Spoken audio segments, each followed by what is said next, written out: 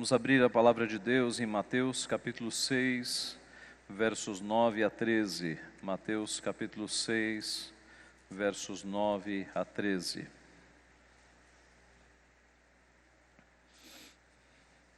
Portanto, vós orareis assim: Pai nosso que estás nos céus, santificado seja o teu nome. Venha o teu reino, faça-se a tua vontade, assim na terra como no céu. O pão nosso de cada dia dá-nos hoje. Perdoa-nos as nossas dívidas, assim como nós temos perdoado aos nossos devedores. E não nos deixes cair em tentação, mas livra-nos do mal, pois teu é o reino, o poder e a glória para sempre. Amém. Vamos orar. Pai Santo, nós te louvamos porque tu és um Deus bondoso, porque o Senhor nos edifica na tua palavra, porque o Senhor nos supre com tudo aquilo que nós necessitamos para ter comunhão com o Senhor. Te agradecemos pelos meios de graça, pelos sacramentos, te agradecemos pela tua palavra que fala ao nosso coração, te agradecemos pela oração, que este canal direto de comunhão com o Senhor, pelo qual nós podemos falar ao Senhor e o Senhor pode nos abençoar. E te louvamos, Pai, porque pela tua palavra o Senhor edifica a nossa vida. Edifica-nos então, mais uma vez nesta manhã, ajuda-nos, Pai, a entender a profundidade das tuas palavras, das palavras do nosso Redentor. E assim, Pai, ajuda-nos a orarmos de uma maneira que te agrade ainda mais. Nós pedimos em nome de Jesus. Amém. Meus irmãos, o nosso Deus nos ensina a orar. Nós temos aqui a oração chamada oração do Pai Nosso, ou oração dominical, oração do Senhor. Dominical vem de Dominus, do Senhor no latim.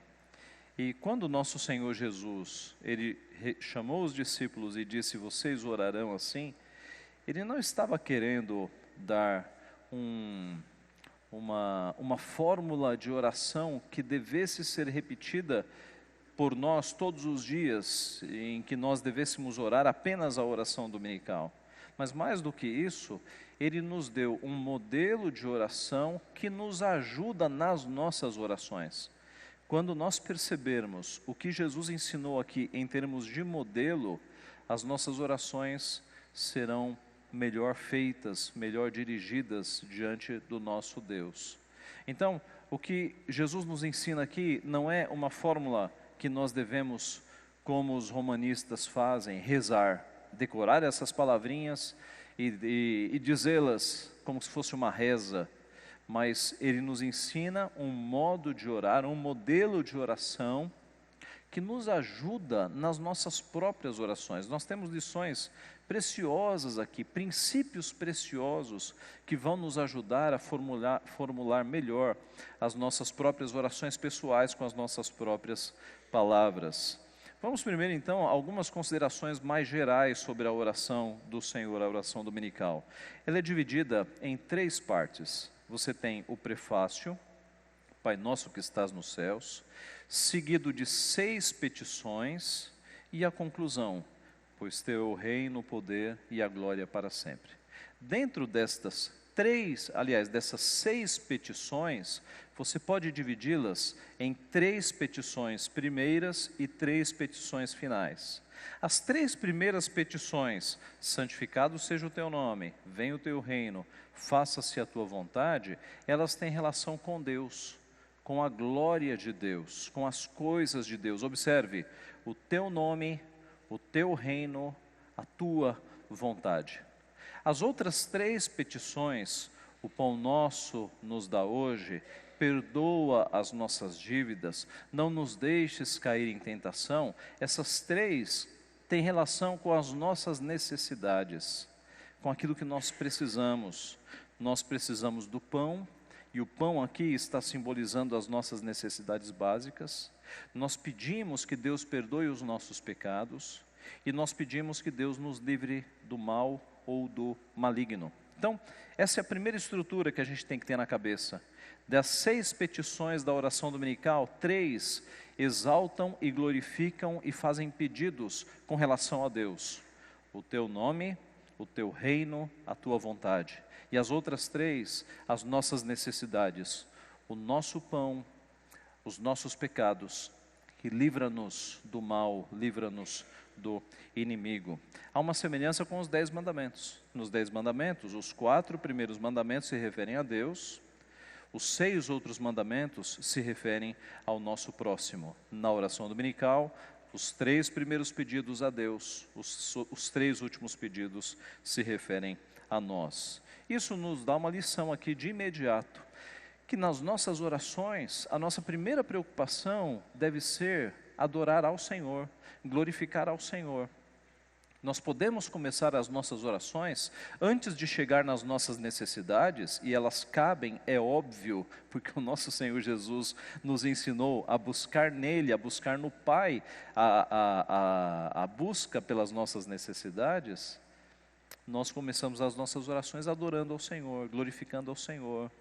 Note o quão seria egoístico se nós começássemos as nossas orações já entrando nas nossas necessidades. Nós glorificamos a Deus, nós pensamos no reino de Deus, na sua vontade, na sua glória, no seu nome, na exaltação do seu ser. E aí nós pedimos por aquilo que nós necessitamos e nós precisamos. Há uma característica também nas 3 petições que tem a ver com as nossas necessidades, quanto aos tempos. Quando Jesus nos ensinou, o pão nosso de cada dia nos dá hoje, essa é uma petição no presente. Nós estamos pedindo o pão para hoje, e amanhã nós vamos pedir de novo. Quando ele disse, perdoa as nossas dívidas, assim como nós temos perdoado, joga para o passado. E quando ele diz, não nos deixes cair em tentação, joga para o futuro. Então você tem aqui presente, passado e futuro. Toda a nossa vida está diante do Senhor, passado, presente e futuro. Note também que a oração dominical, ela não é individualista, egoística. Você deve ter reparado, é o pão nosso. Perdoa os nossos pecados, não nos deixes cair em tentação. É uma oração coletiva, de forma que você não deve se preocupar apenas com o teu pão, mas você está pedindo para o povo de Deus.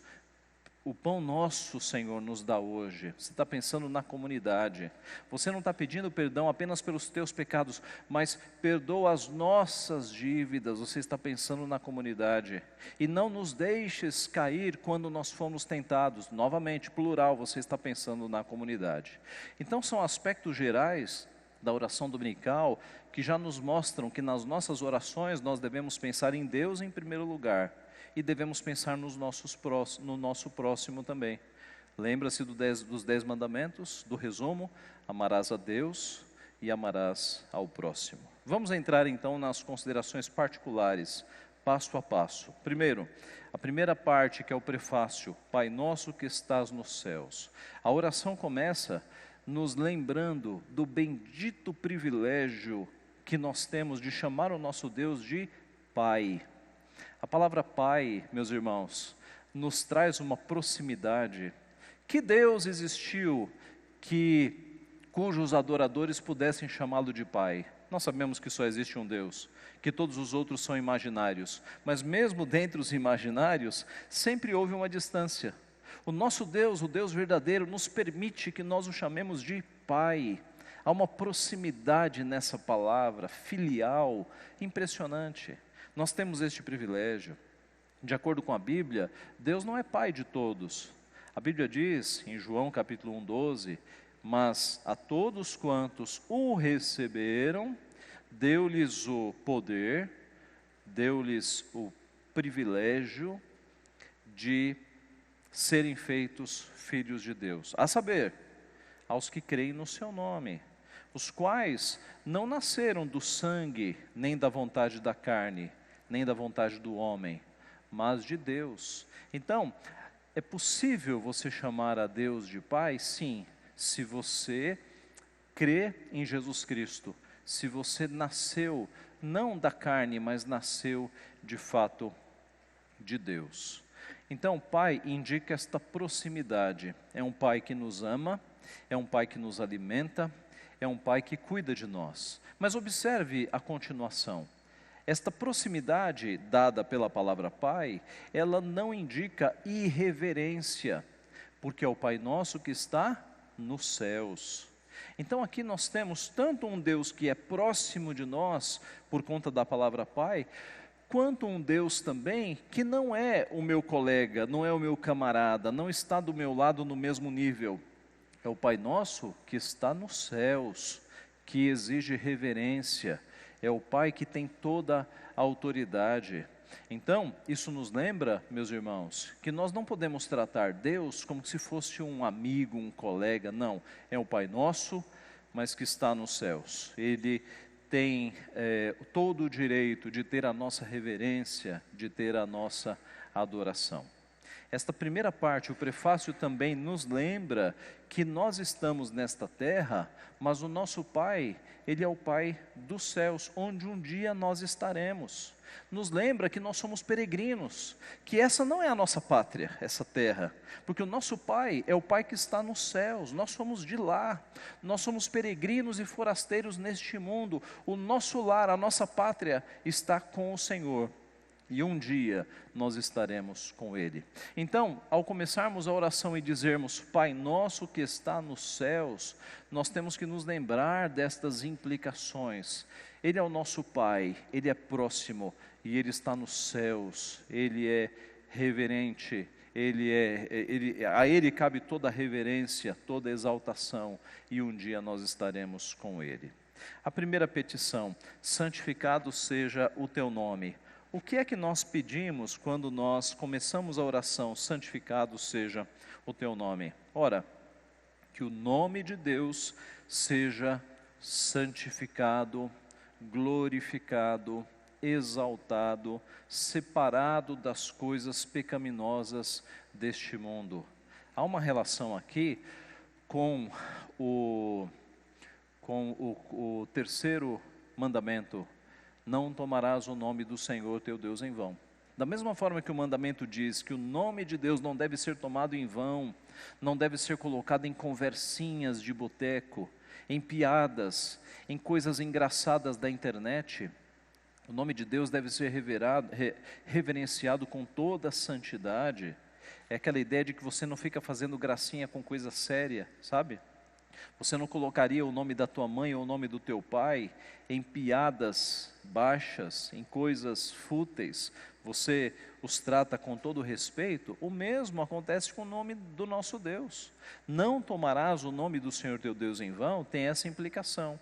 E aqui, quando nós oramos, santificado seja o teu nome, nós estamos pedindo que o nome de Deus seja exaltado o máximo possível, seja reservado para assuntos santos e piedosos, seja glorificado, e não apenas o nome de Deus, porque o nome de Deus é a forma como Ele se identifica, que se une ao seu ser, mas que os seus atributos, os seus mandamentos, as suas palavras, tudo que tem identificação com Deus, devem ser santificados, exaltados. Nós devemos respeitar a palavra de Deus, não ficar fazendo piadinhas com coisas bíblicas, devemos respeitar as doutrinas de Deus, os atributos de Deus. Deus é santo, meus irmãos, Ele não cabe em coisas pecaminosas da nossa vida, do nosso mundo. Santificado seja o seu nome, que Ele seja reverenciado no mais alto dos céus. Nós, quando oramos, santificado seja o teu nome, nós estamos pedindo que no nosso viver, a partir das minhas palavras, a partir dos meus atos, a partir dos meus pensamentos, o nome de Deus seja santificado na minha vida. Em outras palavras, que as pessoas olhando para o meu comportamento, para as minhas obras, para o meu procedimento, elas reconheçam que existe um Deus santo, que Deus seja santificado na minha vida, que as pessoas vejam reflexos de um Deus santo no meu comportamento. Nosso Senhor Jesus orou: Pai, glorifica o teu nome. Nosso Senhor Jesus disse: assim brilhe também a vossa luz diante dos homens, para que vejam as vossas boas obras e glorifiquem a vosso Pai que está nos céus. Note, para que os homens vejam as nossas boas obras e glorifiquem a Deus que está nos céus. Santificado seja o teu nome, é cumprido Quando na nossa vida nós temos um testemunho do nosso Senhor Jesus, e as pessoas olham para nós e pensam em Deus, e pensam em Jesus Cristo. Pedro ensinou: mantendo exemplar o vosso procedimento no meio dos gentios, para que naquilo que falam contra vós outros, como de malfeitores, observando-os em vossas boas obras, glorifiquem a Deus no dia da visitação. E um pouco adiante na carta, se alguém fala, fale de acordo com os oráculos de Deus. Se alguém serve, faça-o na força que Deus supre, para que em todas as coisas Deus seja glorificado. Então, santificado seja o teu nome, tem estas implicações. Venha o teu reino. O que nós estamos pedindo aqui? Que o reino do pecado seja destruído. Que o reino de Deus, que é implantado, não física e geograficamente, mas o reino de Deus, ele avança no mundo, nos corações. O reino de Deus é estabelecido no coração das pessoas. Que o reino de Deus continue avançando, continue se proliferando sobre toda a terra. E assim, que o Evangelho seja propagado por todo o mundo, que o número dos eleitos seja completado. Quando nós dizemos, venha o teu reino, essa é a nossa esperança, que o reino de Deus ele venha na sua plenitude, atingindo todos os corações. Quando nós dizemos, venha o teu reino, nós estamos pedindo que Deus apresse a sua segunda vinda, no qual Ele reinará e nós reinaremos com Ele para sempre. Venha o teu reino. Duas coisas: que o reino de Deus, que já está estabelecido no coração, atinja todos os corações, e que escatologicamente o reino físico e presente de Cristo venha sobre a terra, a partir do qual nós reinaremos com Ele. E há um aspecto aqui: quando nós dizemos venha o teu reino, está explícito de que não é o nosso reino, não é aquilo que eu quero da minha vida, mas é que eu me submeto ao Rei dos Reis, eu me submeto ao teu reino, ao teu reinado, ao teu senhorio, à tua soberania. Não é o meu reino. A nossa tendência é querermos o nosso reino, o nosso governo, o nosso senhorio, fazermos as coisas do nosso jeito. Mas quando eu oro, que venha o teu reino, é que eu estou me submetendo ao senhorio e ao reinado de Cristo. Seja feita a tua vontade, é a terceira petição, assim na terra como nos céus. O que nós estamos pedindo aqui? Estamos pedindo que as pessoas obedeçam a Deus da mesma forma que os anjos obedecem no céu. Seja feita a tua vontade, assim na terra como nos céus. Da mesma forma em que os anjos obedecem a Deus de modo fidelíssimo, que os homens na terra obedeçam a este Deus, que a vontade dele seja feita da mesma forma como é feita nos céus. Que as pessoas que agora não obedecem a Deus sejam ensinadas a obedecê-lo, e que aqueles que já obedecem possam fazê-lo de uma forma ainda mais piedosa e mais fiel. Que a vontade revelada, seja feita a tua vontade, a vontade revelada na palavra de Deus, seja seguida pelas nações, pelas famílias e pelas pessoas. Seja feita a tua vontade. Que Deus tire de nós e de todas as pessoas a cegueira, a fraqueza, a indisposição para obedecer à vontade de Deus. Que Deus nos faça capazes e prontos para nos submetermos à sua vontade. Que seja feita a vontade de Deus e não a nossa vontade. Note, quando nós dizemos seja feita a tua vontade, é uma declaração de que nós queremos fazer a sua vontade. E que a vontade de Deus seja feita por todas as pessoas, da mesma forma, eu repito, com que os anjos o obedecem. Então, estas primeiras três petições têm a ver com a glória de Deus, tem a ver com o seu nome, com o seu reino, com a sua vontade. Que o seu nome seja exaltado no alto dos céus, que o seu reino venha sobre nós e atinja as pessoas, e que a vontade do Senhor seja seguida da mesma forma pelas pessoas, da mesma forma que os anjos a seguem. Entramos nas três últimas petições. O pão nosso de cada dia nos dá hoje. O que nós pedimos aqui? Que Deus nos alimente no dia de hoje.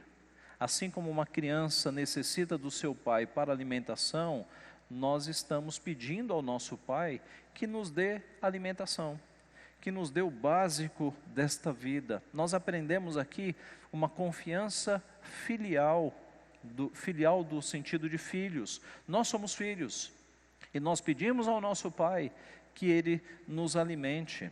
Nós pedimos aqui que Ele alimente não apenas a mim, mas aqueles que estão ao meu redor. Porque eu não estou pedindo o pão meu de cada dia me dá hoje, mas eu estou pedindo o pão nosso. Senhor, alimenta a mim e as pessoas que estão ao meu redor. Jesus nos ensina aqui a generosidade, de eu não pedir apenas para mim mesmo, mas de eu repartir o meu pão e o meu sustento com as pessoas que estão ao meu redor. Que Ele dê pão para hoje, de forma que eu não acumule. Os irmãos se lembram de como Deus trabalhou isso na prática no deserto com o maná? Os irmãos se lembram que o maná era o pão nosso de cada dia. Ele era nosso porque era para a comunidade de Israel, e ele era de cada dia. Deus não fez cair maná do céu uma vez por mês para eles juntarem, vocês têm alimento aí para um mês. Todo dia caía o maná.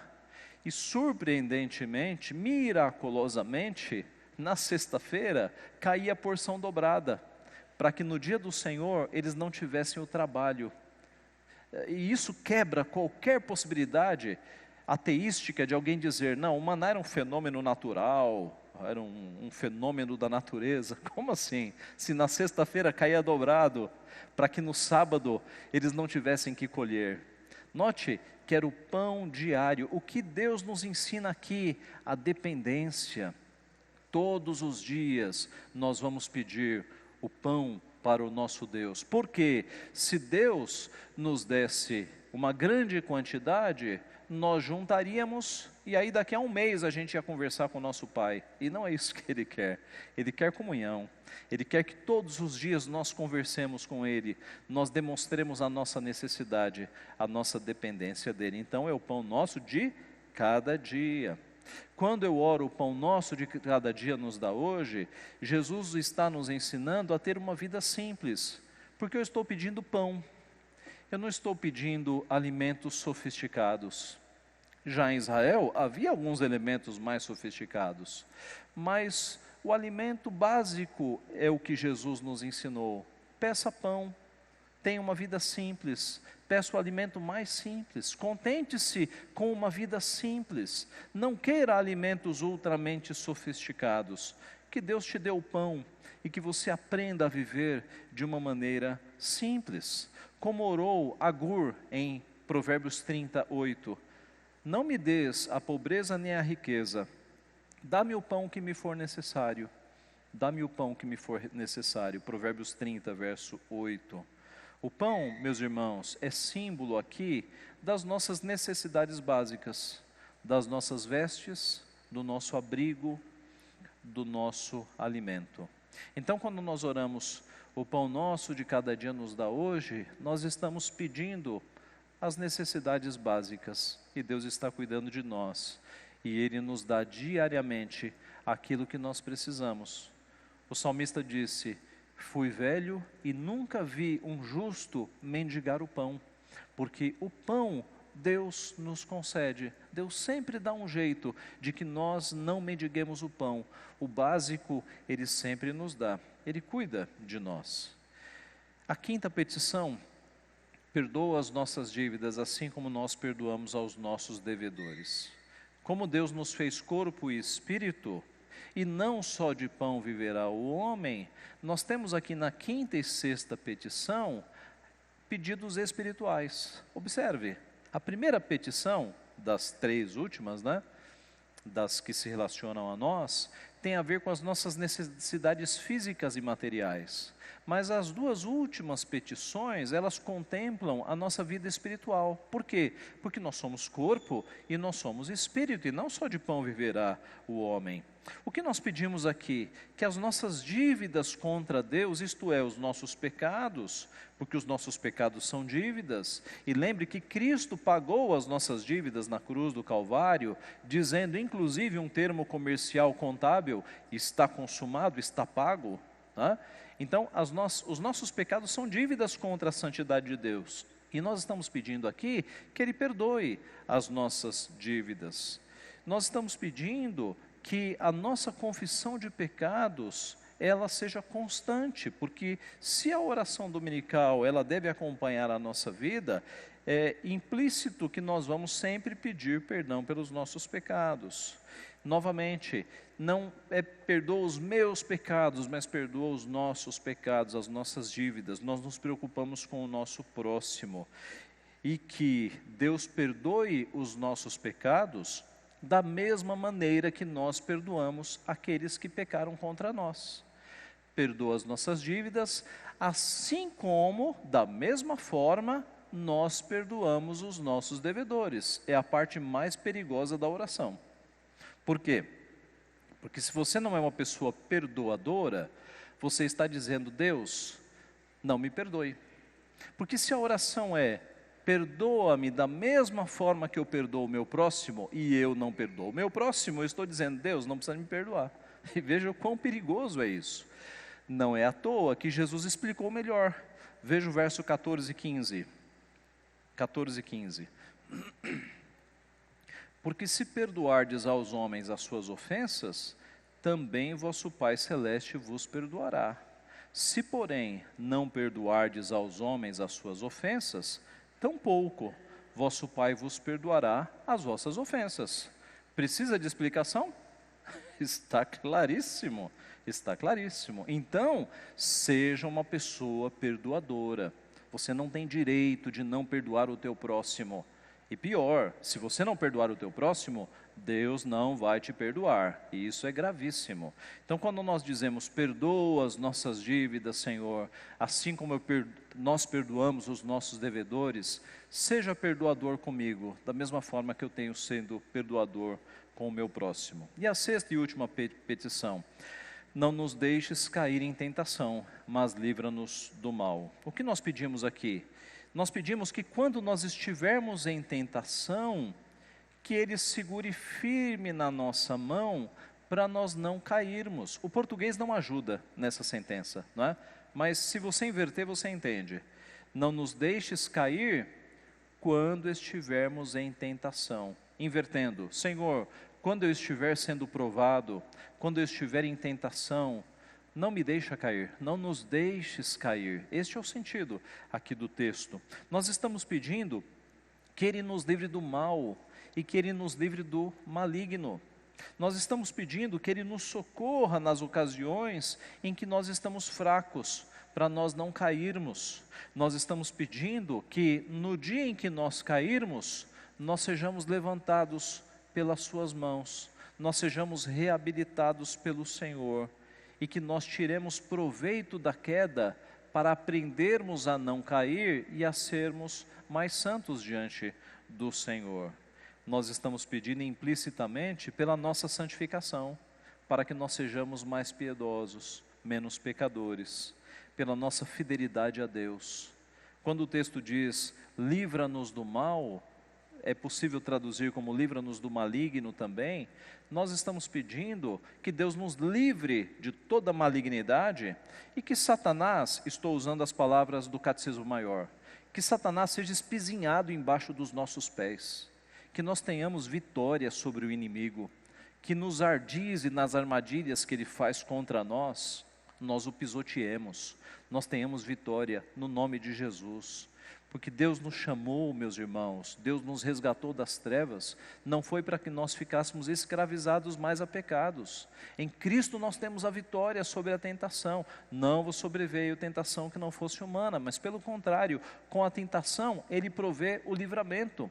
Então, usando as palavras do Catecismo Maior, que Satanás seja pisoteado, espizinhado, que ele fique embaixo dos nossos pés, quando ele tentar nos derrubar na nossa vida cristã. Não porque nós somos alguma coisa, mas porque o Cordeiro Santo derramou seu sangue para que nós fôssemos purificados. Nós somos povo separado do Senhor, nós estamos libertos de qualquer domínio e escravidão do pecado. Deus nos chamou para a vitória espiritual, em Cristo somos mais que vencedores.